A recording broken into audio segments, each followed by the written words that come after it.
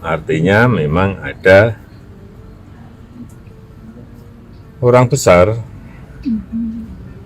ada yang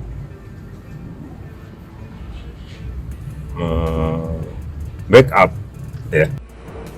Presiden ke-7 Republik Indonesia, Joko Widodo Jokowi, akhirnya angkat bicara terkait isu dugaan ijazah palsu yang dituduhkan kepadanya, serta wacana pemakzulan Wakil Presiden Gibran Rakabuming Raka, putra sulungnya.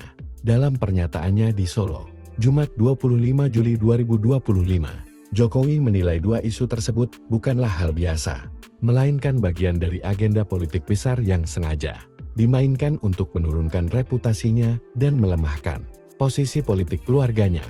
Jokowi menegaskan bahwa ada orang besar atau tokoh kuat yang menjadi dalang sekaligus membackup isu tersebut.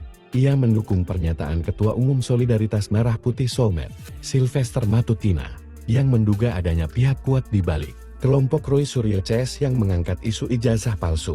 Namun, saat ditanya lebih lanjut soal identitas tokoh tersebut, Jokowi hanya menjawab singkat, "Semua sudah tahu lar." Selain soal ijazah palsu, Jokowi juga menyoroti desakan pemakzulan terhadap Wapres Gibran yang diusulkan oleh Forum Purnawirawan TNI dan disebut mendapat dukungan dari mantan Wapres Tri Sutrisno. Gerakan tersebut dinilai sebagai bentuk tekanan politik yang terstruktur. Meski Jokowi mengaku tidak terlalu khawatir dan menyebut bahwa dirinya sudah terbiasa menghadapi isu-isu serupa selama menjabat. Lebih lanjut, ia meminta semua pihak untuk menyerahkan proses hukum yang sedang berjalan kepada kepolisian dan pengadilan. Kasus ijazah palsu sendiri kini telah masuk tahap penyidikan di Polda Metro Jaya. Sementara surat usulan pemakzulan Gibran tengah dikaji oleh DPR RI. Seling saya mengatakan ada agenda besar politik di balik tuduhan ijazah palsu maupun pemakzulan.